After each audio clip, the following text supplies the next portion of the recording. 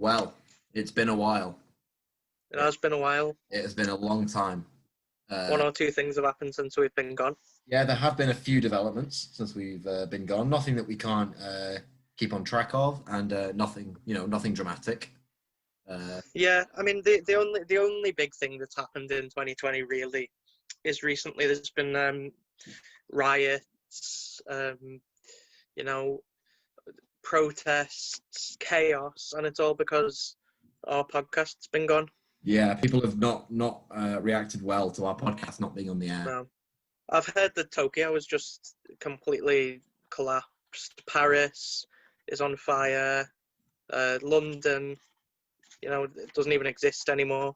Well, you're not too far off the truth with Paris being on fire at the moment. Oh shit, that's true. I wasn't even trying to make a joke there.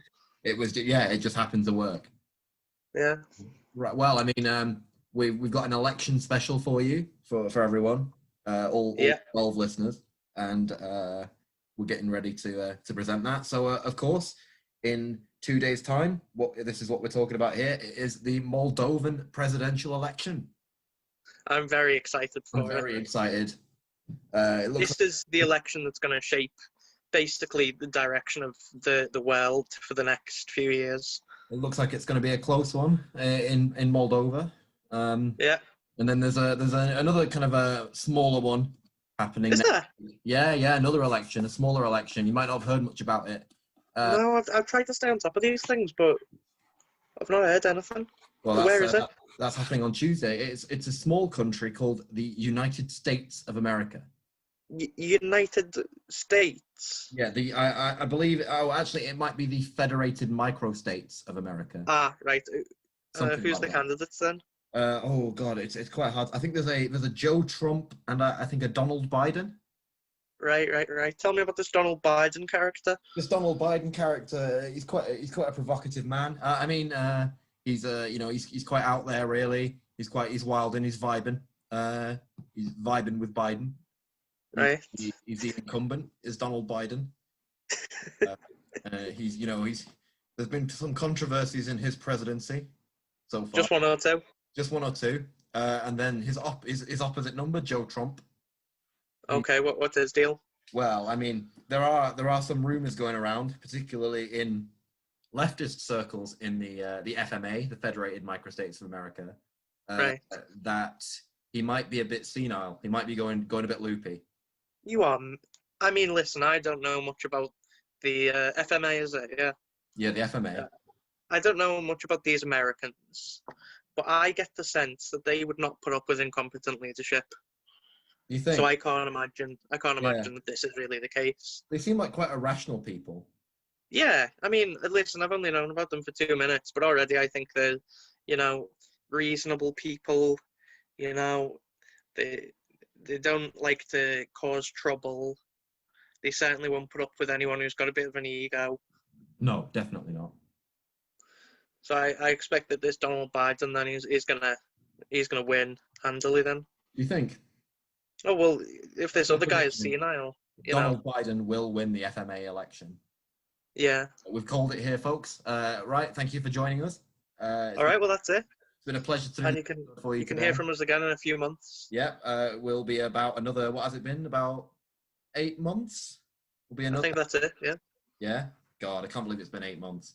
But anyway, yeah. To get to a serious point, we have been told, or Americans in the actual America are being told at this point that you have to vote, and you have to vote for one of these two men. You have to vote for either this man, Mr. Trump. And yes, I agree, the rhetoric was unbelievably harsh at the beginning. But we have a very good relationship. We were going to war with North Korea. That was what was going to happen. We are doing great. That was a big, big problem. And the interesting, when I did it, and I was really being tough, and so was he, and we would go back and forth, and then we fell in love, okay? No, really. He wrote me beautiful letters, and they're great letters. We fell in love. But you know what? Now they'll say, Donald Trump said they fell in love. How horrible is that? So unpresidential. And I always tell you, it's so easy to be presidential, but instead of having 10,000 people outside trying to get into this packed arena, we'd have about 200 people standing right there. Okay? You have to vote for this man here, Mr. Biden. Another country and annexed a significant portion of it called Crimea. Right. He's saying that it was President, my boss, it was his fault. And you have to vote for these two candidates that you've just heard the peak of their ability in those two clips that we played for you there. You have to vote for one of these two people because you have to participate and preserve the system that's led to both of these two being the candidates for the most important. It is a wonderful democracy, and your vote now, today. You have to vote. Well, not today. You have to vote. You have to do it. You don't have a choice. You don't have a choice. If you don't vote, that country could be in real trouble. If you don't vote, the United States of America might get racist. No. Surely. Yeah. Surely not. There could be sexism. I thought they'd fixed racism under Obama. I thought he did that. I thought that was his job. Yeah, he did. Yeah. But right. So basically, as I understand it, everything was fine. Right. There's this George Bush guy. Yeah, I've heard it. You know, yeah, he had a couple of small problems. You know, there's war or something. Then Obama came and fixed racism. Everything was perfect. And that was Obama's biggest achievement in office, of course. Fixing yeah. Yeah, and that is, you know, since he has so many lasting achievements, that being his biggest, it really says a lot. But, you know, he fixed racism. Everyone was at brunch. Everything was fine. Then, out of nowhere, this Donald Trump character comes along. It makes America bad. He just brought it along. He just brought it back with him. Trump single-handedly brought back racism. He was definitely the worst president, you know. Yeah, ever. The worst president ever. I mean, literally forget the ones who did genocide and you know, locked up all the Japanese. The one who nobody cares about, who came before Lincoln, who basically caused the Civil War. Forget about all the, you know, invading other countries and war crimes. This man is rude. He's rude. He is very rude, and because he's rude, and also because his challenger is called Joe, and I have to back the Joe in every election. I will be endorsing Joe Biden in order to stop Donald Trump and to bring back. # go for Joe. I want manners being brought back in the presidency. Me too. That's all I want. I'm gonna endorse Joe Biden today. I don't want any meaningful change. I just want manners. In fact, I'm gonna go a step further. I'm gonna endorse both of them.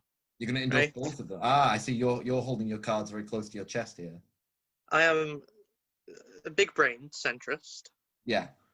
I endorse both of them. As long as you vote, that's good enough. Yeah, you see, you just have to vote. That's all I'm asking you to do is just vote. Just vote. And you know, if you're a British 20-year-old and you are not supporting Joe Biden, you are basically leading Donald Trump. Single-handedly, yeah. You are leading responsible for fascism back into office. Yeah. I see. This is my problem. Is I don't think like a lot of, you know, like British young politicos, as you know, difficult as that is for me to say. I don't think they quite realize that they can simply not support a candidate and it doesn't actually matter. Yeah, but who will we vote for? Well, I mean, they just like, they sit there and they're like, oh yes, I recognize Biden is flawed, but I have to support him to get Trump out of the White House. And it's just like, you don't have a say. It does not matter. Wait, can we not vote? We can't vote. We can't vote. Can we not vote? We can't vote in their election. Oh, fuck both these guys then. Oh, I know. Yeah. We don't have to endorse anyone. Oh, and it doesn't matter. I was thinking for months. I've been stressing so much about who I'm going to vote for. And yeah, you don't even have to bother now. Oh, that is a weight off my chest. Yeah, you don't have to go to a polling station on Tuesday. You're okay. You can free up your Tuesday now. Oh, I can have a lie-in. You can have a lie-in? Oh, get in. You can have a lie-in. You can do it. You can do whatever you want on Tuesday, and you don't. But is it not the case that millions of Americans in swing states like Florida, Pennsylvania, Michigan, all the essential states that will probably decide the outcome of the election. Is it not the case that they are following what we say very closely to Yeah, they decide are. their vote intention? We are influencers in this election. I mean, I had a bad thought about Hillary Clinton in 2016 and she lost. Yeah, And I'm pretty sure those two are connected. I blame you. It is. I was responsible for Trump, folks. I think I sent this to you briefly earlier, but what are your immediate thoughts on Hillary Clinton saying that she is one of the electors in the Electoral College for this upcoming presidential election from New York? Honestly, what I think is it could be a long, con. I think she could be undercover. It could be that in 2016, she ran that awful campaign because she wanted Trump in office. And now she's become an elector so that at the last minute, when it's all tied, when, it looks like Joe Biden's just going to limp over the finish line, she's going to cast her vote for Donald Trump. I mean, I have a different read on it, and that is that she will cast her Electoral College vote for Donald Trump, but it will be because she's a useless politician and she accidentally does it. And I reckon that knowing Hillary Clinton, the race will be, theoretically, judging by the results, a dead heat, and her one accidental vote for Donald Trump will push him over the finish line.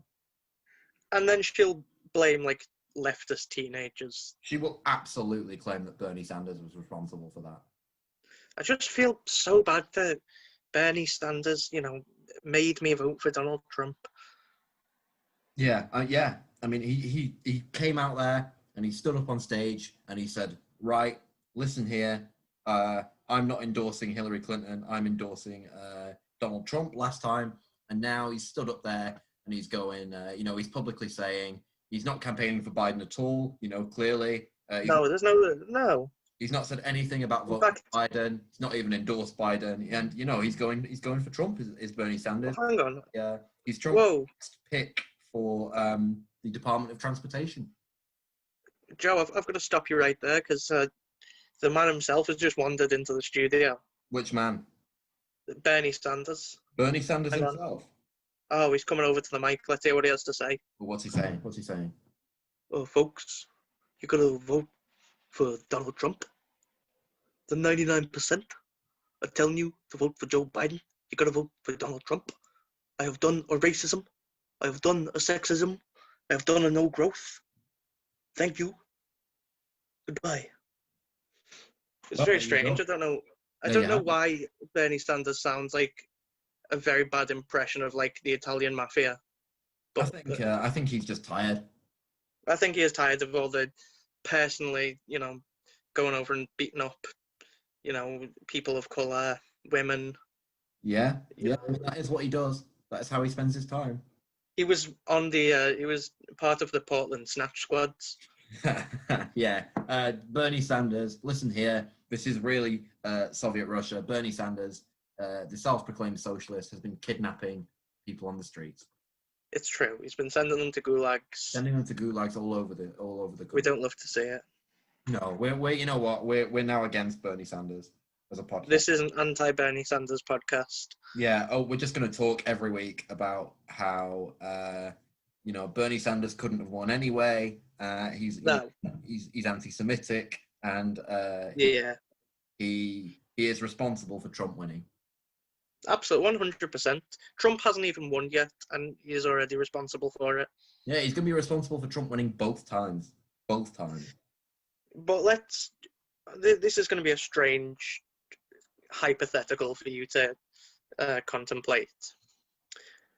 Let's say that despite Bernie Sanders' life mission being to get Trump in office, and despite all his effort being put in to keep him there, Joe Biden wins the election. Okay. What happens now? Well, what do you think it's going to look like? A Biden presidency?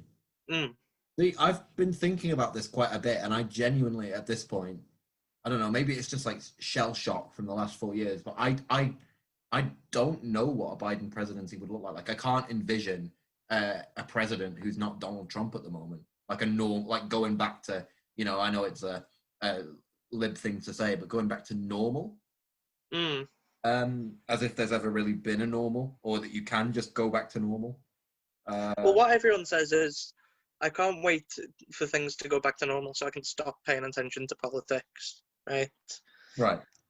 So I think it looks basically the same as Donald Trump's presidency, but you don't hear about it so much. You think? I don't know. I think Joe Biden will probably try and get some like weak liberal like pieces of legislation passed. Oh, sure, definitely.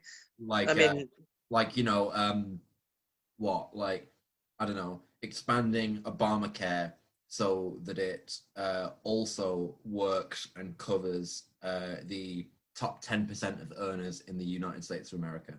But you got to remember though that Obamacare, to quote Joe Biden, was a big fucking deal. You know, it took a lot of effort from, you know, a lot of people, but Obama was definitely involved. I mean, you know, the clues in the name and the fact that he was the president. And say what you like about Obama, you know, he was a war criminal, don't like him, don't endorse him, but his brain wasn't made of soup. No, you know, no, Obama was a less soup-brained individual than Joe Biden.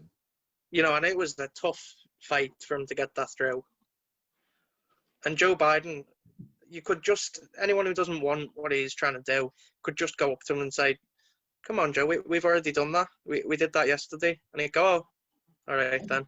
I think he's going to just be like sat in the Oval Office and somebody will be like, oh, you know, Mr. President, we've got the budget for you to sign off on here. And they'll just be like, what's the budget, man?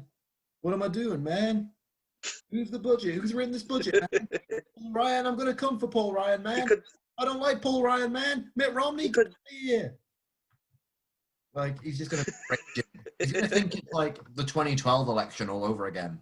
He's just going to be like walking around the Oval Office swearing really, really loudly to an imaginary Obama about Mitt Romney's corporate backers.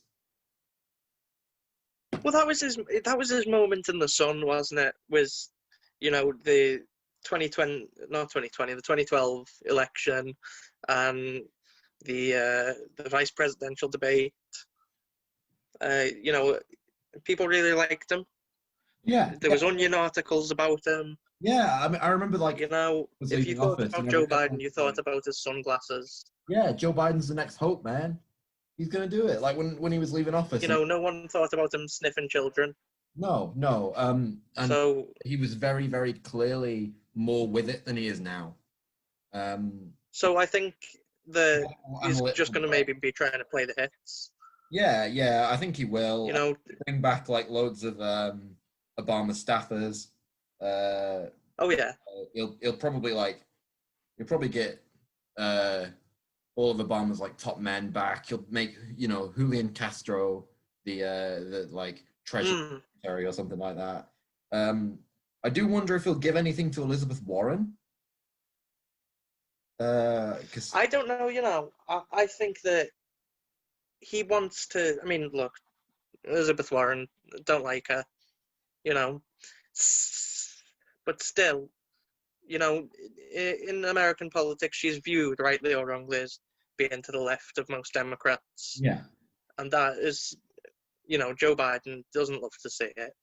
But I think, so if Elizabeth Warren actually is to the left of most Democrats. Oh, yeah. Yeah. And I don't think that he's going to want to reward that. So maybe she gets something, but it's going to be, you know, useless and toothless. Which, yeah, it will be something. Come to think of it, describes Elizabeth Warren, so it's a good match for it. It will be something like transportation, or not even that. You know, transportation. If I had to guess, something like it'll be a job that no one's heard of before. Yeah. You know. Well, undoubtedly. It'll be like, I don't know, head of the commerce regulatory, you know, standards board or something like that. Yeah, I could. Yeah, actually, I can see that. But I don't know. I don't know if, because I think the Democrats are going to win the Senate. You know, I think so. I think it's likely. They'll have about 51, 52 seats, I reckon. Maybe even 50 with a Kamala Harris. It'll be razor thin. Yeah, and I don't know if he'll want to, especially if it's 50-50 in the Senate with Kamala Harris as the casting vote. I don't think he'll want to appoint Elizabeth Warren to a cabinet position where she loses her Senate seat. Although Joe Kennedy III would probably get it. So if Biden wanted to create... Yeah, we could take another run for it. Yeah, if Biden wanted to create what's the word I'm looking for? A kind of centrist Democratic establishment, like the young breed, and like Pete Buttigieg, who will probably get a cabinet position, and Joe Kennedy. Yeah, I mean, listen, Joe. I know we don't like the Rat Man, but we don't like the Rat there's Man. no need to disrespect him like that by mispronouncing his name on purpose. All right? Oh, yeah, Pete Buttigieg. He's Peter Buttigieg. Peter Buttigieg. All right. Come on. I know that we have our jokes and we have our fun, but we have to be serious now. With his husband, Chaston Buttigieg. Buttigieg. Come on, get it right. This isn't playtime. No, I'm struggling here. I'm really struggling. Can't believe it. Pete. Can't believe I have to be the sensible adult. Pete. Buttigieg. That's it. You've got it. I've got it. Let's just say I've got it. Well, I mean, he's not going away. No, I think he'll get a cabinet post, and I think he'll get a cabinet post. But then, kind of, I don't know if he'll ever become president, because if he was going to become president, he'd either have to run straight from the cabinet, which usually does not go very well, or he will have to like run for the Senate or for governor, which where's he from? Iowa or something. Indiana is difficult for a Democrat. You're thinking of Iowa because he famously won Iowa. Oh yeah, he won Iowa definitely. Despite despite losing the popular vote, he won it. He won it definitely. It is possible that he's going to come out and just on election night, whoever wins, just say, "America, you have shocked the nation," and just declare himself president. Yeah, he'll just stand up and be like, "I am humbled to be the first gay man to serve as president of the United States of America," and everyone will just kind of be like watching him. Joe Biden will just be like watching TV. Joe Biden will be watching TV and he'd be like, "Who's this guy, man? Who's this guy?" Well, to be fair, you've got to think about it. Strategically, it would be homophobic to stop him. Yeah, and I reckon a Biden advisor says to him, I don't know, do you really want to replace this man who's just been declared president with a straight man, this gay dude with a straight man? Can you really do that, Joe? You don't want to get cancelled. No, you don't want to get cancelled, Joe. Come on, Joe. And the other problem is, if you do, all the Harry Potter readers are going to come out. Well, they're going to be in the streets. Say Buttigieg gets something like, I don't know, what's like a dead job, like Veterans Affairs. Veterans Affairs would be a good one for Buttigieg. Yeah, that'd be good. You'd like that.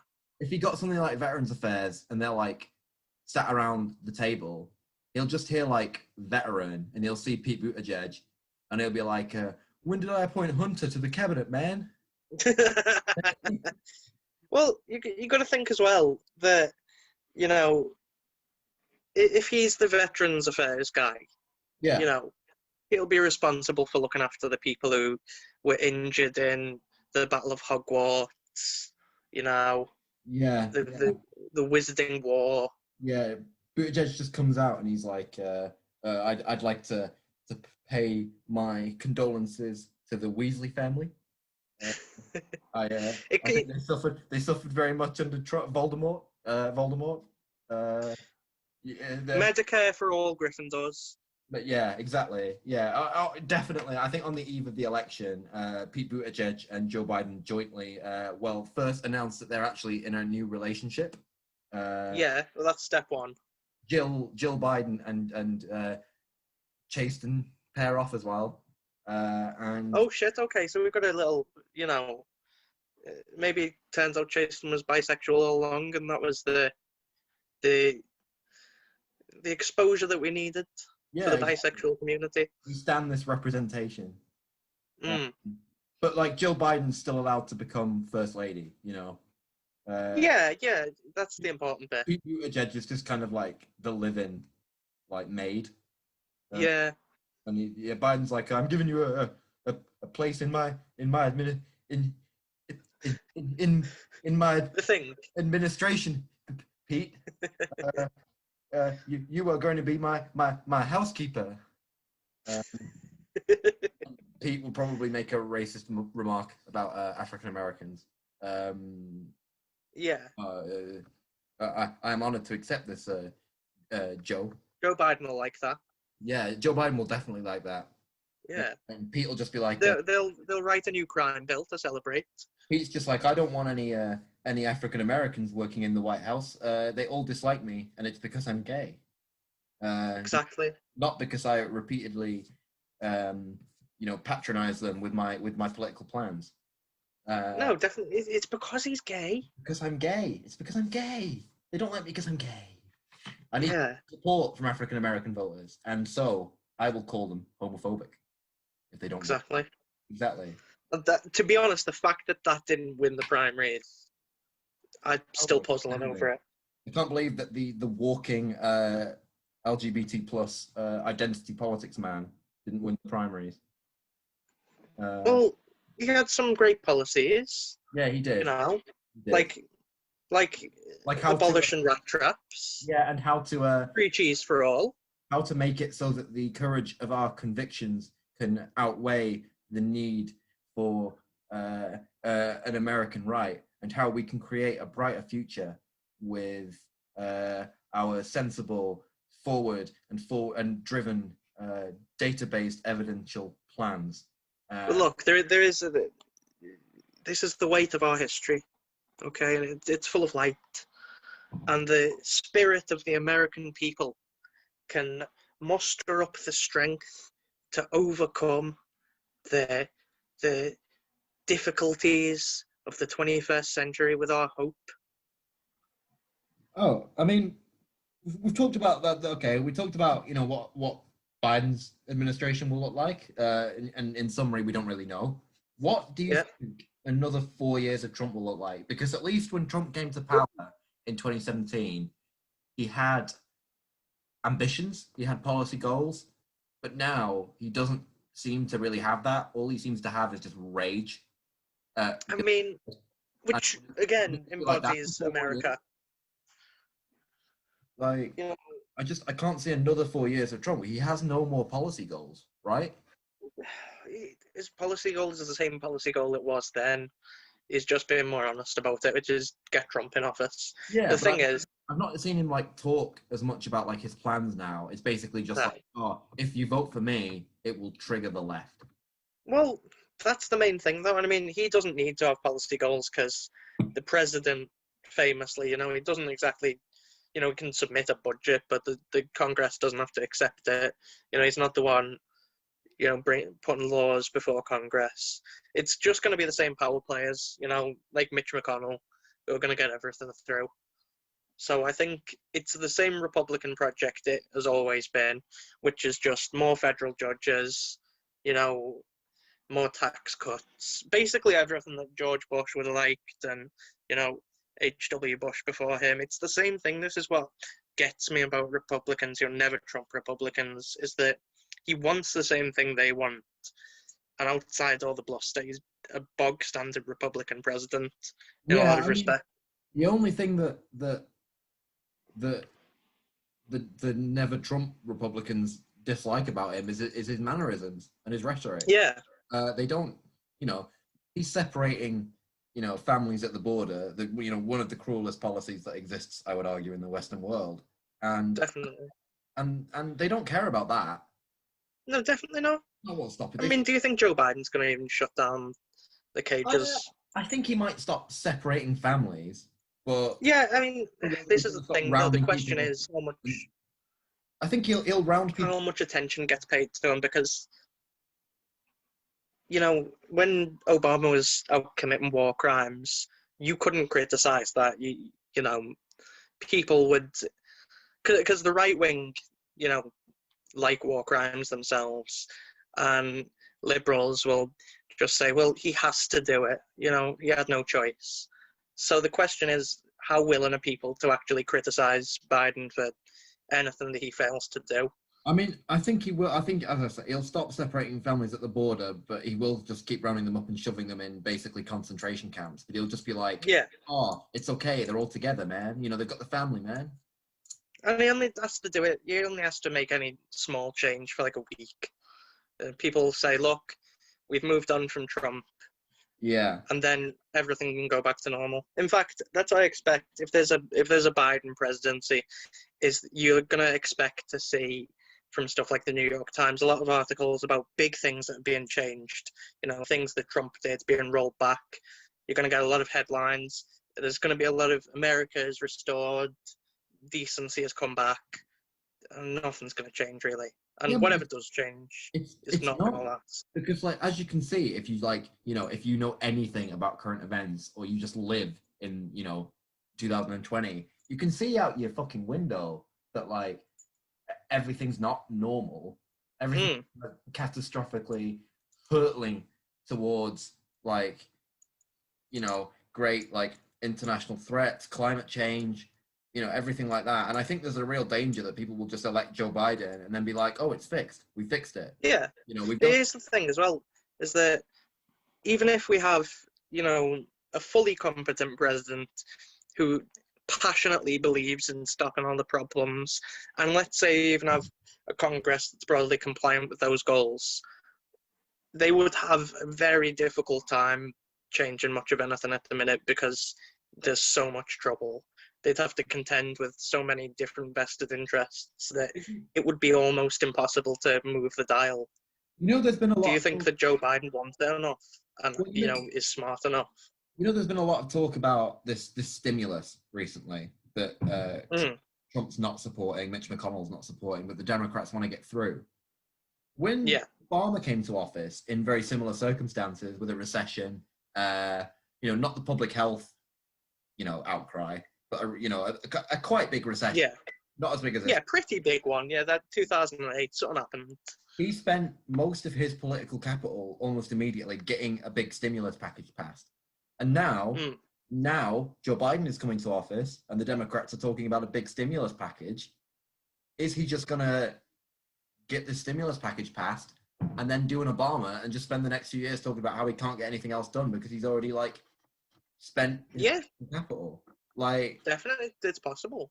I asked somebody who supports, I should say, Joe Biden, to give me a list of things that Joe Biden would actually do when in office.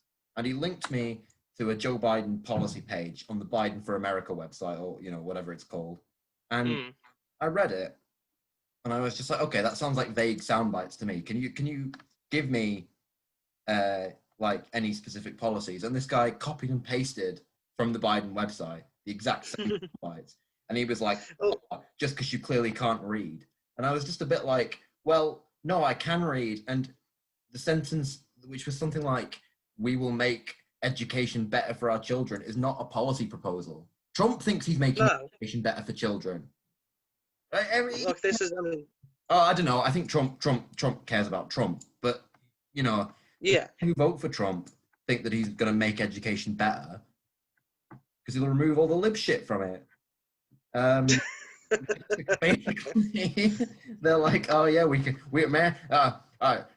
I'm voting for Donald Trump so that we can get slavery removed from the textbooks. That's not what the Civil War was all about. Listen, if you don't talk about slavery anymore, it didn't happen. Yeah, exactly. So I endorse that. But no, I mean, listen, the thing you say about is that Obama got this great stimulus and Joe Biden wants to get a stimulus through, but Obama, he got this stimulus through, but then Clinton lost in 2016 because there were all these people who were desperately impoverished who fucking hated their lives and wanted to vote for a change, even if that change was fucking terrifying, like Donald Trump. I mean, yeah, I think Trump's the stimulus now. There's still so much poverty. Trump doesn't have the change argument anymore because he's an incumbent. He can't You can't say, "Oh, you need to vote for me to shake up American politics," because he's already there. He's in charge. But you've got to ask, why did Trump get to be in charge? What more else? You know, He's in power, and I think incumbency actually hurts Donald Trump because yeah, he can't fall back on, "Oh well, I've not been tested yet," because he has been tested and he's been a disaster. and he hates the job. Virtually Definitely every way. hates the job. Yeah, he hates. No, Well, I don't know if he if hates. He likes the attention. yeah, he likes the attention, but he could get the attention just doing anything else. He could be campaigning. That's why I loved 2016, because it was just campaign all the time. He's not. I don't have to do anything. He likes the prestige now, I think. Yeah. He likes being. I think he's going to like the fact that he was president, but I think the whole time he's been doing it, it sucked. I don't think he wants to lose, though. No, he doesn't want to lose, because then he'll be a loser. Yeah, exactly. And the one thing. That's pretty bad. Yeah, the one thing Trump does not want to be categorized as is a loser. Yeah. Yeah. I mean, he would cry. Honestly, I think he would break down on stage. Like when he concedes, he'll just break down on stage, just in tears, like floods of tears. The crowd are going fucking mental. Like, I don't think that, because I think what he's going to have to be able to fall back on is that it was rigged. And I think even if no one's going to take that seriously who don't generally already support Trump, but it's going to be a way for him to save face, and he'll probably believe it. I don't think that's the thing, is I think he's actually stupid enough to believe it. I don't think that Trump thinks everything he says is true, but and I know he's a compulsive liar, but I think he believes there's some truth in basically everything he's saying. Like when he says it's rigged, maybe he doesn't think that there's literally people stuffing ballot boxes, but who knows? Maybe he does. Well, but his framing of it, would probably be like, "Oh no, it's been rigged," in the media. Framed against Trump, China. And I mean, I'm no supporter of Trump, and I don't think that he's been smeared and lied about exactly. But you would be hard pressed to say that there hasn't been negative media attention. He's earned it, but it has been there. Yeah, it definitely has been there. But I don't think with Trump. I think with Corbyn, there are arguments to be made that the media coverage towards him was quite biased and genuinely quite nasty, and in a lot of cases unfounded. Regardless of whether you think he wasn't effective at dealing with anti-Semites. I don't think he's an anti-Semite, but I understand the view that he was ineffective at dealing with anti-Semitism, but he got a lot more media, he got blitzed by the media more than Boris Johnson did, who had said overtly racist and Islamophobic things. But I think with Trump, the media coverage of him is profoundly negative, but he deserves it. Yeah, definitely, 100%. It's not. But the thing is, it's not unfounded negativity. It's literally all they do is show what he said and then say this is quite bad, and he just doesn't. Yeah. He doesn't think that anything he says can be bad, so he looks at that and he goes, "Oh, that's rigged against me because I'm the smartest man in the world." Exactly, and the other thing is that he's he's definitely earned the negative media coverage. He's a bad guy, I don't think that the media's been unfair with him. But on the other hand, there is basically an industry in America which is being nasty to the president. You saw it with Fox News, under Obama, and you see it nowadays, late night TV shows, ABC, not ABC, CNN, basically all these news networks that have made a lot of money because Trump is good for ratings. He just says outrageous shit. He's good for ratings. Fucking terrible person, and that keeps the attention on him. It's the fact that he knows he's good for ratings. Because usually, whenever someone in the media attacks him, he's like, "Oh, I get the ratings. I get the ratings for them. They wouldn't be able to attack me if it weren't for me because I give them the ratings. I give them the views." See, it's like Nixon. You won't have Nixon to kick around anymore. Yeah. Trump is acutely aware of his position, which is. Imagine Trump's confession speech. He's just "You won't have Donald to kick around anymore. You have Donald." The fact is that I envy Trump in a way because he's completely at peace with himself. He knows who he is. You know. Yeah. He knows what he wants, and that's the kind of clarity that I think we all want in 2020. Did you see any of? Well, they called it the final presidential debate, but really it was the second presidential debate, obviously, because Trump. I didn't watch it. Trump obviously threw a strop and didn't come to what was supposed to be the second one. Right. But it was more of a foreign policy focused debate. And Right. So who can best work for the American empire? yeah, who can kick the shit out of other countries more effectively? Nice. Weirdly, and I think that this works as an argument against harm reductionism for Joe Biden. Trump was kind of being like, measured, like, oh, I fixed the North Korea crisis. I stabilized our relations. I brought, peace between North Korea and America. And then Biden was basically just like, he didn't say this outright, obviously, but Biden was just like, I wouldn't have done that, man. I'd have bombed the shit out of North Korea. Like, Yeah. yeah. I mean, basically, the question is like, how far can we go with military aggression? Because I think Biden's definitely harm reductionism works for Biden if we're just talking about Americans. Like, I think it would be less harmful to Americans than Trump is. But people like, I guess, I genuinely do think that it's because kind of people in the West or in the UK who view Biden as harm reductionism, they value American lives and white lives more than they do lives in... Definitely, 100%. This is why Obama's so beloved. Why a lot of the people who are backing Biden are, so-called liberal Tories. They genuinely do. They don't see what Biden would do to the Middle East and the number of people who would likely die as a result of his presidency. I don't want to say that Joe Biden's unique, and I think Donald Trump. He's not. Trump kills civilians in the Middle East. Yeah, he does.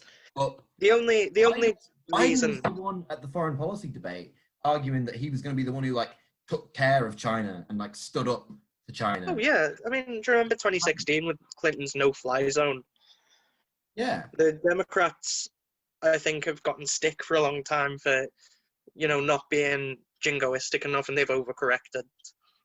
Yeah, that is a view that kind of seems to be becoming more prominent now as well, particularly in leftist circles. But I think Biden, to the world, or well, not to the world, maybe not to the Western world, but to the developing world, to the Middle East, to China, to Southeast Asia, Biden's going to be more interventionist, and that leads to I think so, and more of an American empire. And I don't see how you can really square that with saying oh, I'm voting for Joe Biden because I think I just want to get Trump out there. I just want to get Trump out of there.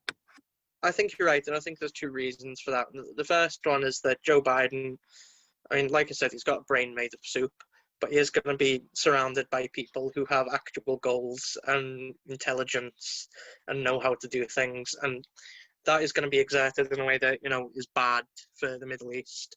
Because Trump, no matter if he wants to go to war with anyone, if he wants to do a bombing campaign, there's a good chance that any decision he makes is just not going to be able to see through. With Joe Biden, it's not that, because he's going to be able to do things. So that's the first problem. And the second is that... Well, I mean, I don't think Biden himself will really be doing much. I think... Yeah, he's not going to be, overseeing it. He's definitely not going to be on the front lines. Kamala Harris is just going to, I'd like to see that, actually. I'd like to see super soldier Joe Biden. I think that he's just going to be, sat at the Resolute desk, and everyone else is going to be running around him doing the work. Yeah, and he's going to be thinking, when's Obama getting here?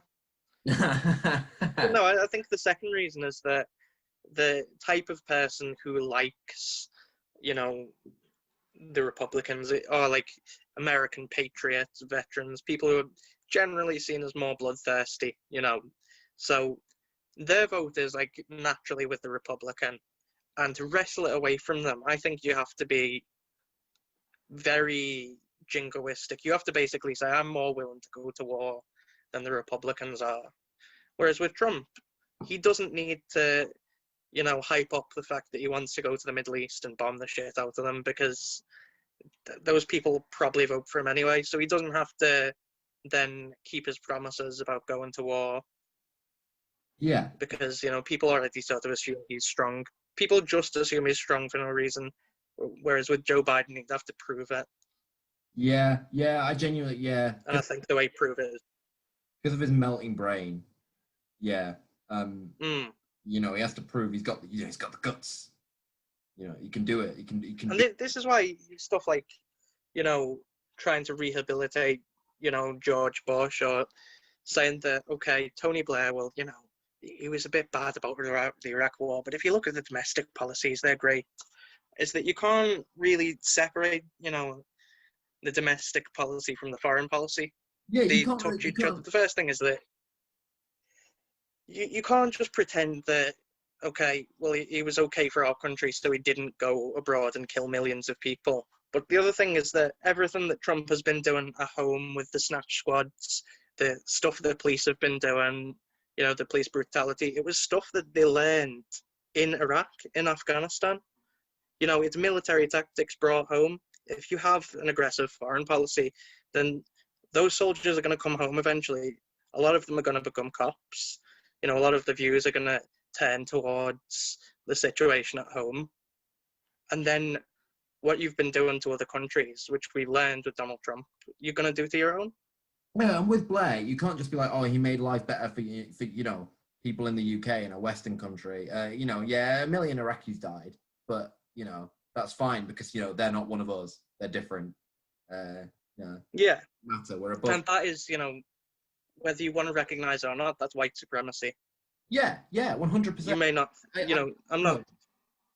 People say, oh, you have to vote for. I saw this the other day. It was like, oh, you have to vote for Biden because at least he's not a white supremacist.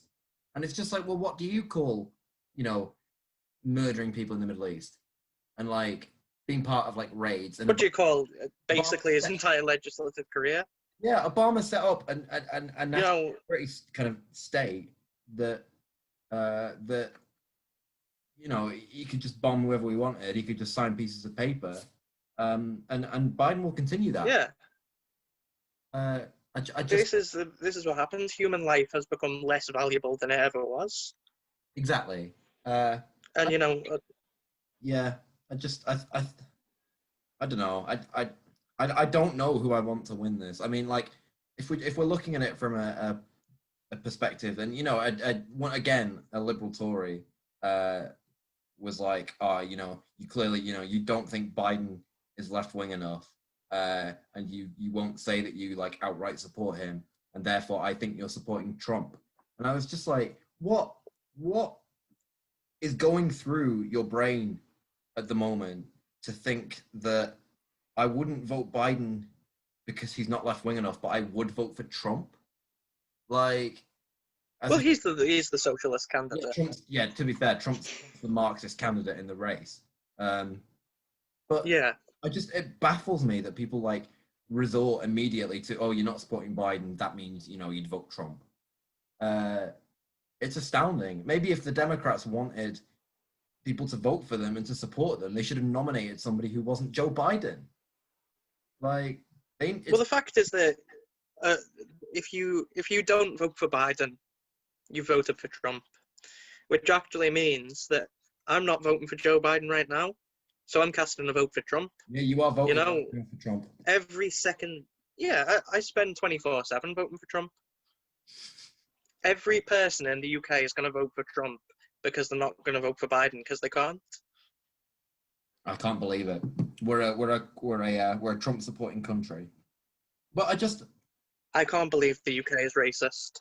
I can't. Yeah, it's unbelievable. Really, I'd never seen this one coming. But we've never done this in history before. No, never done any racism in the past. Actually, this is completely unrelated, but it's a fact that I like to tell people. Joe, do you know where the last battle of the American Civil War took place? I swear to God, if you tell me it's Liverpool. It was the River Mersey. Was it now? Yeah. It ended because a Confederate warship surrendered in Liverpool. Right. And, we built a lot of Confederate warships because the UK basically, they wanted cotton. Well, yeah, I mean... So they supported the Confederate. We didn't recognize the Confederacy as the UK, but we did supply them. And we did, Yeah, we played both sides. Yeah, we provisionally kind of, like, supported them. I mean, I guess we just didn't know who'd come out on top if you're looking for, like, the best, like, possible explanation for it. But, I mean, moving... So in much the same way, if you don't get killed for the Union, you are fighting for the Confederacy. Yeah, it's the same argument. That's the same, like, if your opinion on Trump is that if you To be fair, I like the Union more than I like the Democrats. Yeah, probably. But You know, let's, moving on. Who do we actually, how do we think the election's actually going to go? I think we both think that Biden's going to win.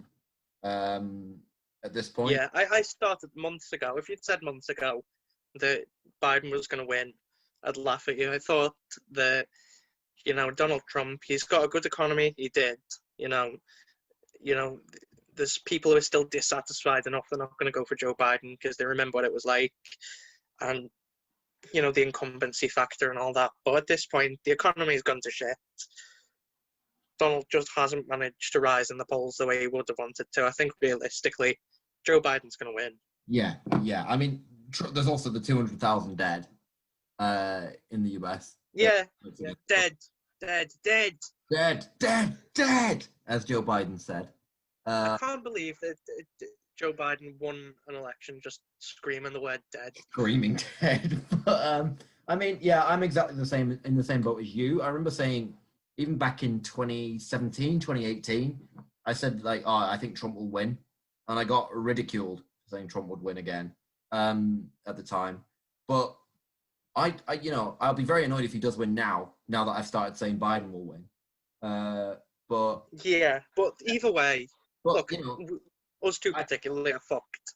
Because if Donald Trump wins, then the fact that we haven't spent 24/7 praising Joe Biden means that we're directly responsible and we're actually fascists. We're to blame. And if Joe Biden wins, then we will be mocked forever for ever thinking it was going to be different. Yeah, we can't win. We can't win in this.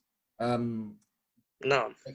I think the case of, I see all the Tories who are supporting Biden at the moment.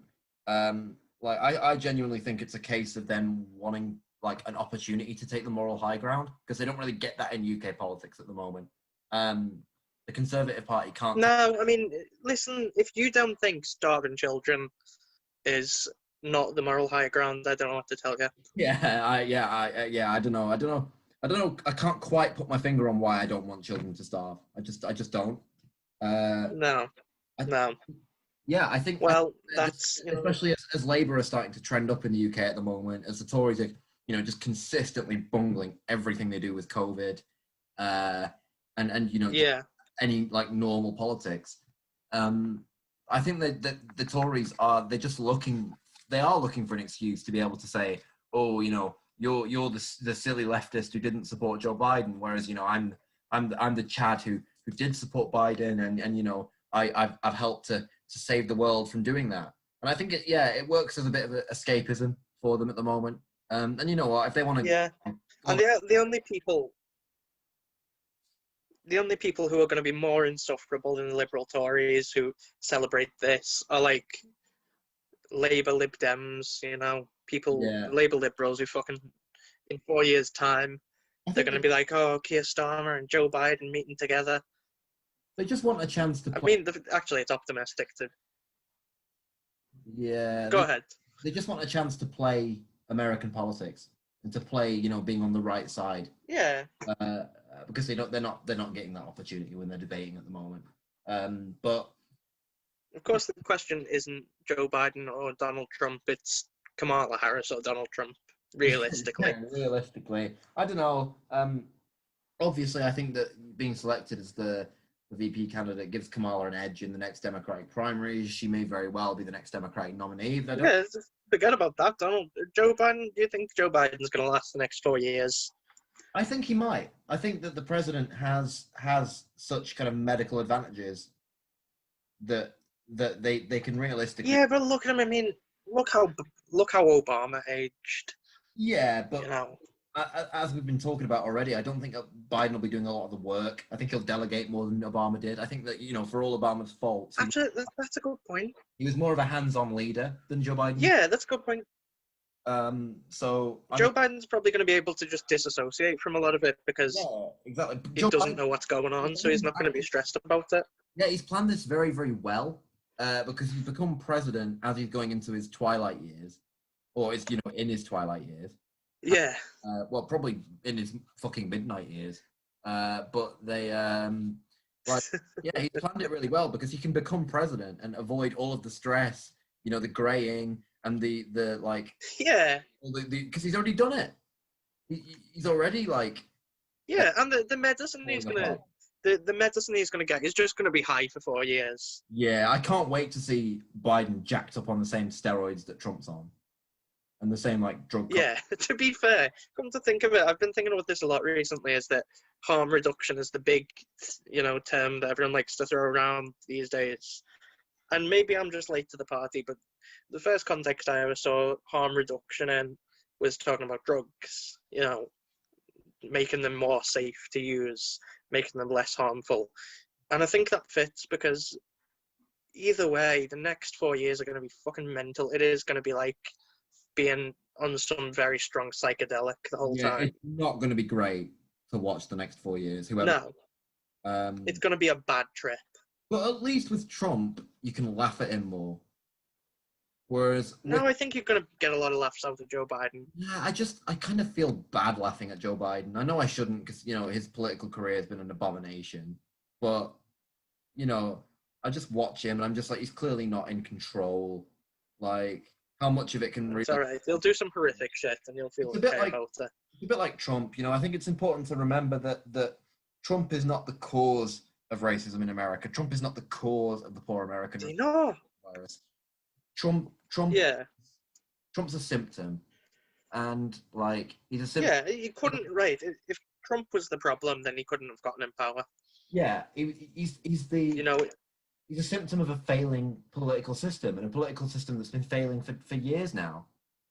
It's been working. It's just been working for the wrong people. Well, yeah, that's what I mean, though. It's been failing ordinary people, and yeah, as much as the elite and the 1%, control most of America and its resources and its assets. What they don't control are its elections, which are, it's a bad system. They have a bad. I mean the actual voting itself. If the media and elites could control presidential elections, I don't think Donald Trump would have won. But no, I mean he may not have been the first pick, but he did plenty for them. He did, yeah. What I think is the elite won't always get their very favourite candidate each time, but they'll never get a candidate they're not okay with. No, they'll never get a candidate they hate. But no. When it actually comes to election day, there's very little they can actually do. The US has a stupid election system with the Electoral College, but their election system is relatively free in within the constraints of the system. So it depends where you want to draw the line of what's free, though. Because if you just say that no one's going to swap the ballots out, that's true. But you've got to think about the fact that there's such a high level of people who don't vote, and why don't they vote? And if they did vote, they'd probably be different candidates who got in power. But the fact is the system's designed so that these people never get a look in. American elections are just designed on turnout, though. It's won and lost on turnout. I think Biden's going to win, and I don't think we'll get the results on Tuesday night, though, unless I think Florida and Texas are both reporting on Tuesday night, the full results, including the mail-in ballot. Yeah.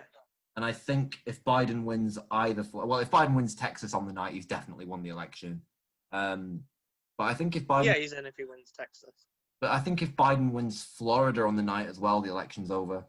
But I think... I still think Florida's going to go for Trump. Yeah, I do as well in my heart.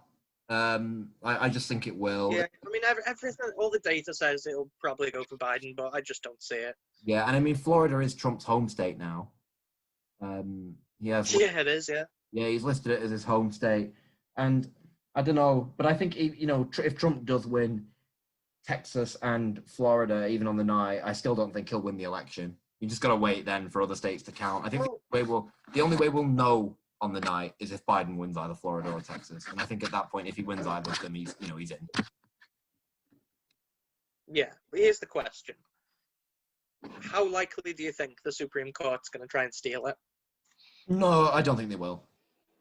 But I really don't. no, I don't think so. The reason I don't think so is that it's like a one-time move. You do that. I mean, they sort of did it with Al Gore, but I mean, they definitely it's did it just with so Al Gore. much more blatant now. Yeah, yeah, and I think But people went so. there's less of a desire to just accept the system now and what's happened now. I think. Whereas And I think that the Supreme Court probably would steal it for someone, but for Trump against Joe Biden, really? Yeah, exactly. Is Joe Biden such a threat? Is the new conservative Supreme Court really going to stake its legitimacy on stopping Joe Biden coming to office?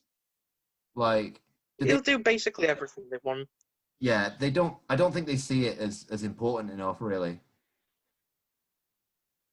On the other hand, if we were talking about Bernie Sanders, yeah, if it was, I think there's a chance. Donald Trump and there was this conservative Supreme Court, I think Bernie Sanders could win like 400 electoral votes, and the Supreme Court would rule that mail-in ballots didn't count.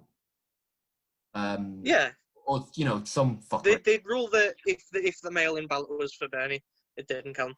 Yeah, exactly. They'd be like, if you mailed in for Trump, Amy Coney Barrett's just sat there like, if they'd have mailed in for Donald Trump, they'd have been voting. But I don't think that Americans can constitutionally vote for a socialist.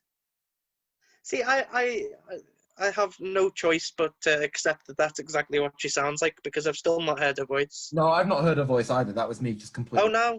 That up. Well, that could just be a really lazy, offensive stereotype of American women. Yeah, but it does sound like exactly what a conservative Christian Supreme Court justice would sound like. Yeah, I mean, I have to stand her because she's Catholic. You have to support her because she's Catholic. Yeah, true. Yeah, Catholic. Is Joe Biden Catholic? He might be, He might be. Yeah, I heard, I don't know. I'm showing that I don't really know anything here, but you know what? I think... Controversially, I'm going to say that whether Joe Biden is Catholic or not, it does not make a fucking difference. No, it does make a difference. I endorse him if he's Catholic. You endorse him if he's a Catholic, yeah. Yeah. And if Donald Trump comes out and says he's Catholic, with our social media, endorse him too. And our podcast influence, if we endorse him, he could win. Yeah. This is actually, it's a little known fact that our podcast is owned and controlled by the Catholic Church. Yeah. I mean, we are part of a wider effort to, just brainwash the masses into following the Pope. Why do you think Pope Francis supported same-sex unions last week? It's because of us. It's because of us. It's because he ships us.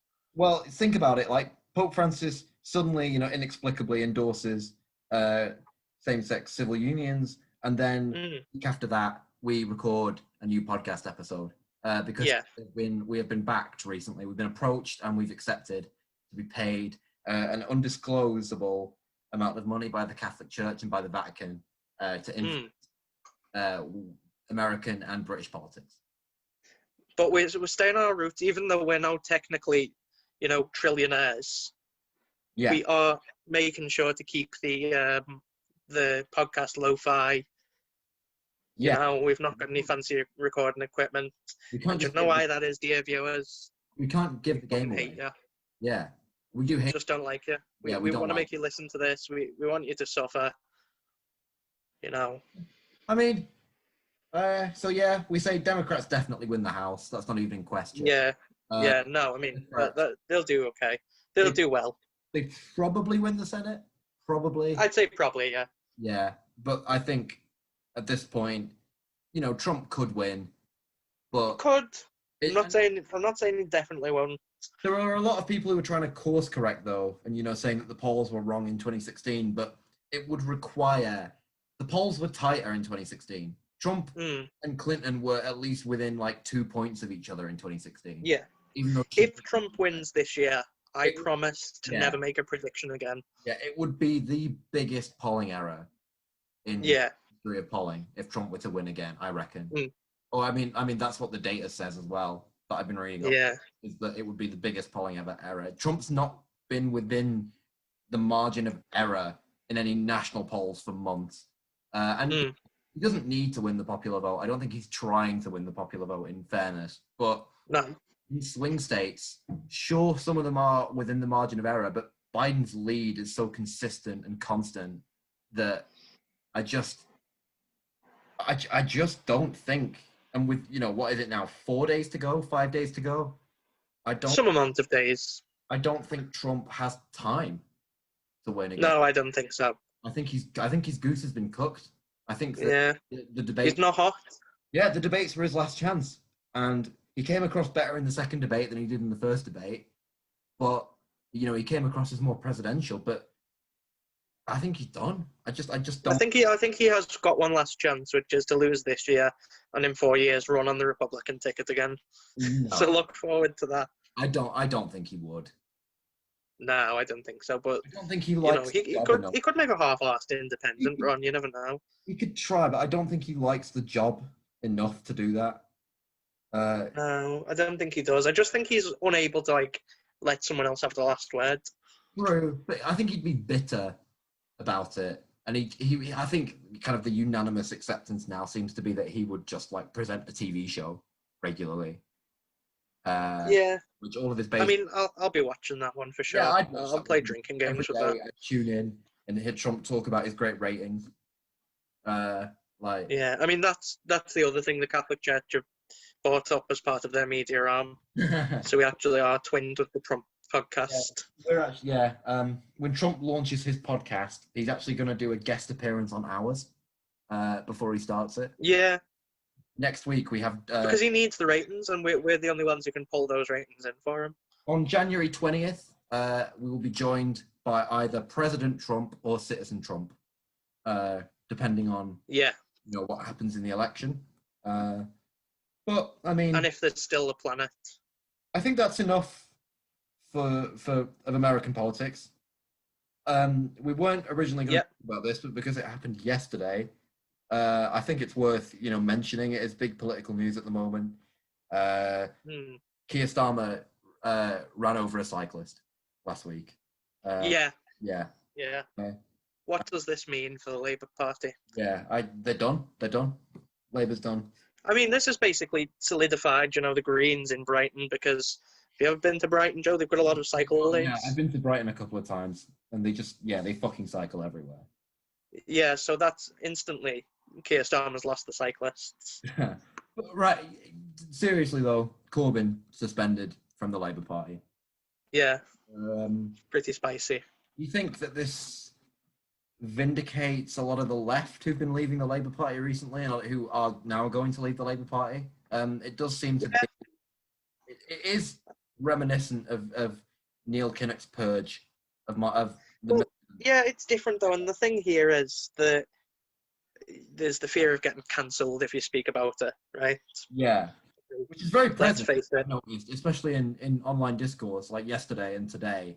I'm kind of skeptical of saying anything, either way, because I've got so much to live for, man. I don't want to get cancelled.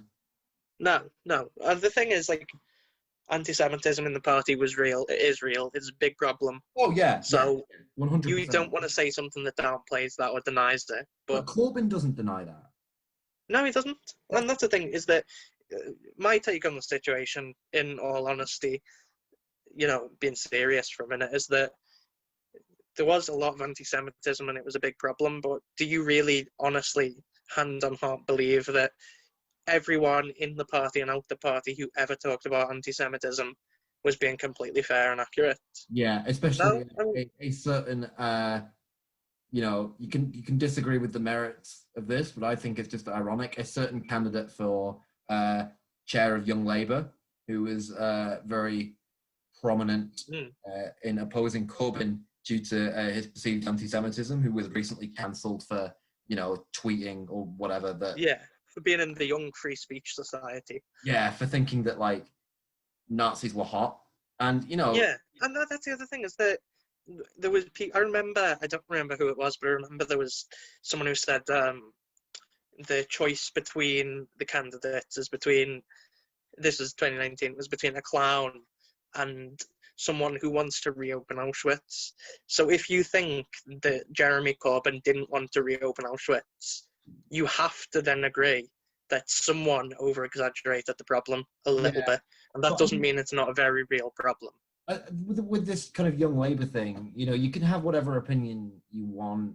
I don't want to get into it, but about like whether this girl deserved to be kind of like cancelled for tweeting that, you know, Nazis were hot. You know, there are discussions to be had about the merits of it that I don't think are worth really getting into here, because I don't think it matters enough. Yeah, no, we're important people, Well, and we shouldn't have to discuss these trivial matters.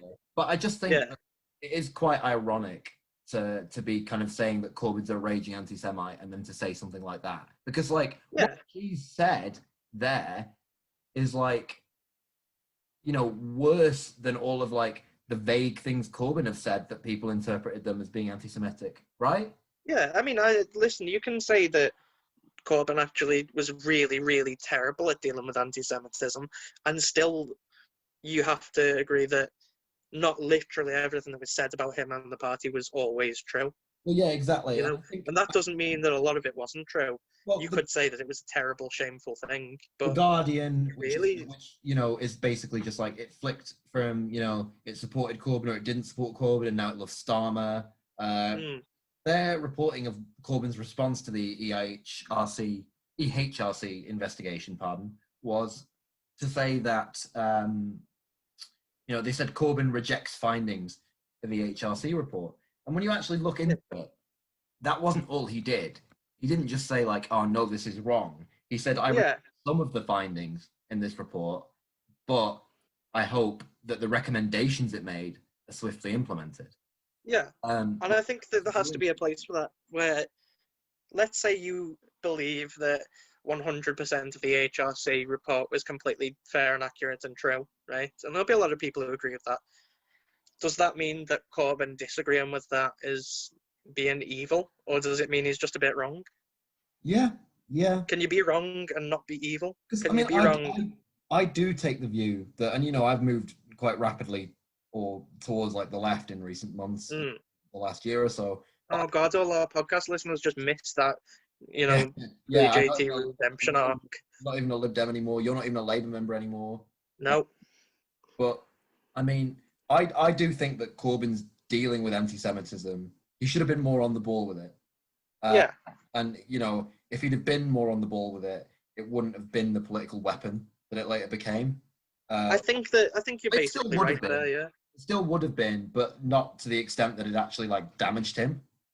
I don't even know that that's true. I think there would still be damage to him, but the fact is that even if we say that, you know, let's say for a minute, and this isn't what I'm going to say is my personal view, but let's say that Jeremy Corbyn would have been smeared either way, he still should have done better. Yeah. Right? But I mean, he lost 2 elections. And it's better than expected in 2017, you know, starting from a very bad point. I think if he had another 2 weeks in 2017, he could have won. But I just... what I mean is that elections, he's not a figure who should be kind of uncritically supported. And time on as leader, you know, looked at with rose-tinted spectacles, which he probably owns. But like, I just don't, you know, he's not in office anymore. He's not leader of the Labour Party anymore. And you know, maybe the thing is, it's so mild what he said that you might disagree with it. You might think it's stupid even. But was it really? Do you think he was setting out to be offensive and be horrible and try and make people's lives worse? I don't get how people think he campaigned for. I mean, laying the wreath for terrorists. Yeah, dumb decision. Bad decision. Bad thing to do. Yeah, but I mean, at the time he was like quite a radical MP who didn't look like he had leadership chances. Like Tony Blair said that, and I believe it, that he was a Marxist when he was younger. But like, I think Blair always had this view towards going into law and politics, which prevented him from like doing stuff like that and supporting stuff like that. Yeah. And that helps, because then you can't, even if you say, "Oh, I used to be a Marxist," what can they really slander you for? Like, you haven't done anything. Yeah. Whereas Corbyn, who it didn't look like he literally said about the 2015 Labour leadership election and his candidacy that it was just his turn from the Labour. Yeah, and in fact, Tony Blair said ages ago, years before it happened, you don't have to worry about Jeremy Corbyn becoming leader of the Labour Party. Yeah. This was before anyone who knew Jeremy Corbyn was. Superb political foresight Yeah. of Tony Blair. The master of politics in our time. The one mistake he ever made. Yeah, the only thing he ever did wrong. Yeah. We'll ask him about that when he's on next week. Yeah. Yeah. No, I just think that the stuff he got suspended for is so mild, especially, you might even say it's a really dumb political decision to say this now, but what about it is untrue, really? About particularly what he said was some people, overstated it. Did they not? I don't think that. Well, I mean, some people have been saying that there were rumblings of anti-Semitism in the 2017 campaign, but nowhere near as much as the 2019 campaign. So, Yeah. What happened in those 2 years? Did Corbyn become more anti-Semitic? And here's the other question. If you don't believe that, say if you're a Labour Party member, right, and you don't believe that the question about anti-Semitism was ever overstated, well, there were people who said the entire Labour Party is now an existential threat to British Jews and will start pogroms. Why the fuck did you stay in that party Yeah, if they you did. don't think that's They overstated? Did. They were like, oh, the Labour Party threatened Jews. If you don't think that that's an over-exaggeration, then you must believe that the Labour Party is going to head Jewish people. Why did you stay in it? It was like, oh, the Labour Party was going to... Well, why did you vote for a man who you thought was an anti-Semite? Yeah. And then... But, I don't know. Labour was apparently a really, brashly anti-Semitic party. Like, Jewish members were being hounded out, not directly by Corbyn, but by other people in the parties, apparently. And I think that did happen. But, by local figures in their party, they were being hounded out. And then as soon as Keir Starmer became leader, suspiciously, that all disappeared. There was no more talk about, Jewish members being hounded out of Labour in local officials or anything like that. I think even though it happened, and you can say that maybe Starmer's had a better approach to dealing with anti-Semitism, and I think he has. I think for all of the criticism you can level against Keir Starmer, he has been better at dealing with it than Jeremy Corbyn. Yeah, I'm genuinely happy to see that, anything else aside from this leadership, if there are people who are anti-Semitic who feel less welcome in the Labour Party, we can all agree that's a good thing. My question is, is this really genuinely all Keir Starmer has gotten in and fixed it? Or is it the fact that there's probably still a bit of anti-Semitism, quite a bit actually, and the media, and people just... Yeah. And people just don't want to talk about it anymore because they don't need to. Yeah, because they don't need to. Because they don't need to drum up fears about Keir Starmer in the same way they needed to drum up fears about Jeremy Corbyn. Yeah. And I, you know what? Part of me wishes in 2019, when Labour were trying to appeal to the media or whatever, that Corbyn had done more of a Bernie Sanders thing, rather than trying to downplay how much of a threat he was to the elites. He should have accepted it and embraced it in the way. There were hints of that, but the thing, actually, I'm going to draw a comparison here, and I want to say it's a skin-deep comparison. I'm not saying that Jeremy Corbyn is Donald Trump in any meaningful way, but I think that when Donald Trump came in 2016 doing his election campaign, he was energetic, he was excited, and now, limping to the end in 2020, he's just exhausted. And I think that was the same with Corbyn. I've thought that about 2017 before, but interestingly, I've not made parallels between 2019 GE here and this presidential election. But I think you're right. Because Jeremy Corbyn, there's been a lot of stuff that's come out now.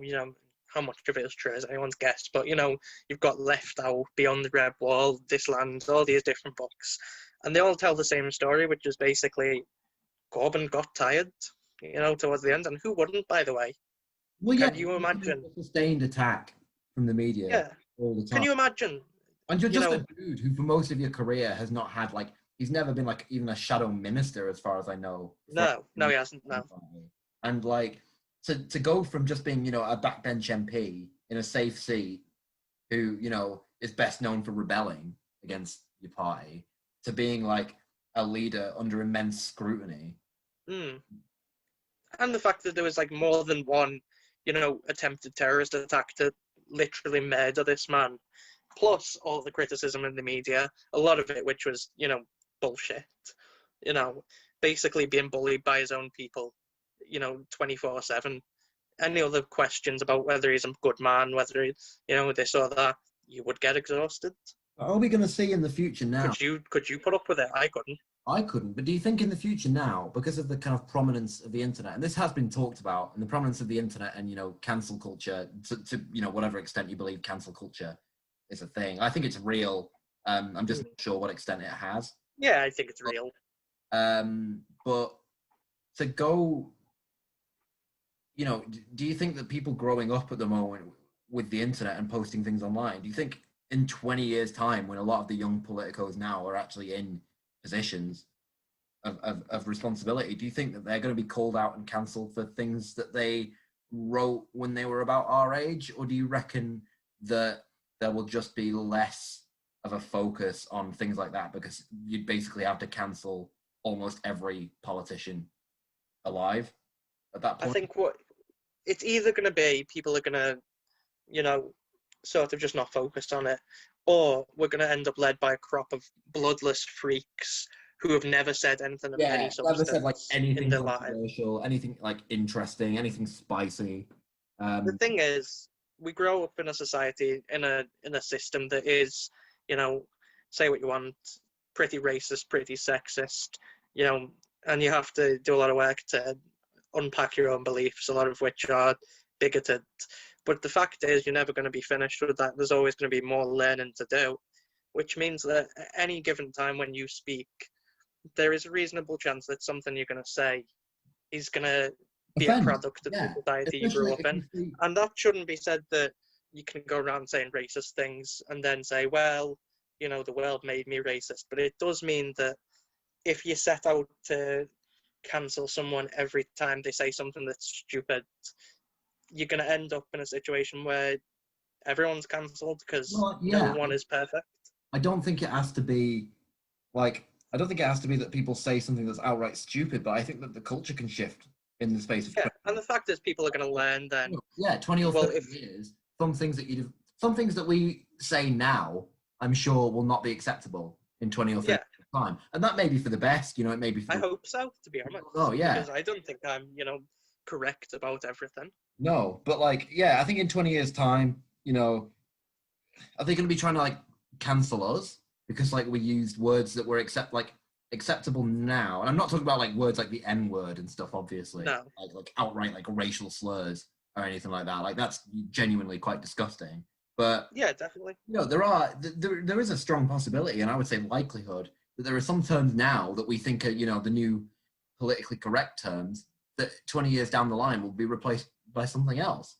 And yeah, exactly. And I think the problem here is basically that people are just, I don't know, the fact is you've got people like Boris Johnson, right, on the one hand, who has embraced the fact that people fucking want to cancel him, right? Priti Patel, Boris Johnson, all that, who got their war on woke. So you've got them being able to say whatever they like. And then, on the other hand, you've got people like Keir Starmer, who've learned that the best way to not provoke criticism is to just not say anything. Yeah. So on the one hand, you've got the people who are going to come out and be as bigoted as possible because it's all a game to them. And on the other hand, you've got people who are too scared to criticize them. Yeah. Because if they criticize them, they have to speak. And if they have to speak, they might say something wrong. I like to think that if there's anything that I kind of, or that is kind of common language now that becomes offensive in about 20 years' time, or not, just suddenly becomes offensive, but is gradually replaced. I like to think that in the future I will be adaptable to changing my use of language, and I hope so. Yeah, definitely. I think so myself. And how the question, but I wonder about. Oh, go on. I think they're trying to cancel us for not us in particular, but our generation. Or I genuinely just think our generation might just care less about what people said about on social media. Maybe. Because we've grown up with social media, we've always had it. We kind of understand more how it works than most voters in the UK do. And that's not to say we're incredibly intelligent or anything like that, although obviously we are. But I don't know. I just think we're more digitally literate than other people. I think so. I think here's a question that I am wondering about. We all basically say that it's very terrible to say something that's bigoted, and I agree with that 100%. You shouldn't do it, right? Oh, yeah. But you've got people who don't say anything bigoted, and, you know, I'm not saying that's wrong. Don't do it. I endorse not being a bigot, right? You know, people in positions of power, but then they'll do something that is materially harmful, like vote to not give, you know, free school meals to kids. They'll vote to, you know, whip to abstain on stuff like the Spy Cops bill, right? You've got people across all, you know, the political spectrum who might not say anything hideously offensive, but then do stuff or support stuff that is that kills people, and they don't get cancelled for that. So is it worse to say a racial slur than to go and bomb a bunch of people who aren't white? Is it more racist to say the N-word than to, you know, fucking drop a fucking drone bomb on someone in the Middle East? That's a valid point. Don't do either. I want to make very clear, I'm not endorsing saying racial slurs as long as you don't bomb the Middle East. Don't do either, right? But why do we only focus on one? Yeah, and I mean, there's this kind of like trend towards like people seeing politics as more of a manners game. Like you see it with the kind of new acceptance and reverence, not reverence, but like or support, but more like tolerance of George W. Bush. Because he bombed the shit out of the Middle East, but then like but he did it with class. You know, he did it. Yeah. That you can 100%. And like, I don't know. While he was murdering Muslims, he said Islam isn't the enemy. Yeah. So, you know, he's a good guy. He's not Islamophobic. Yeah. I mean, he only killed them. Yeah. I mean, I think I think that brings us round, you know, that in full circle, really, back to US politics. Yeah. As always, you know, you can't escape it. It's been a pleasure talking to you, and I'm just going to say, you know, in the spirit of the fact that I've backed the losing candidate in every major election that's ever happened, I am going to say that I'm backing Donald Trump. I think that will make him lose. All right. Well, like I say, whichever one's more Catholic.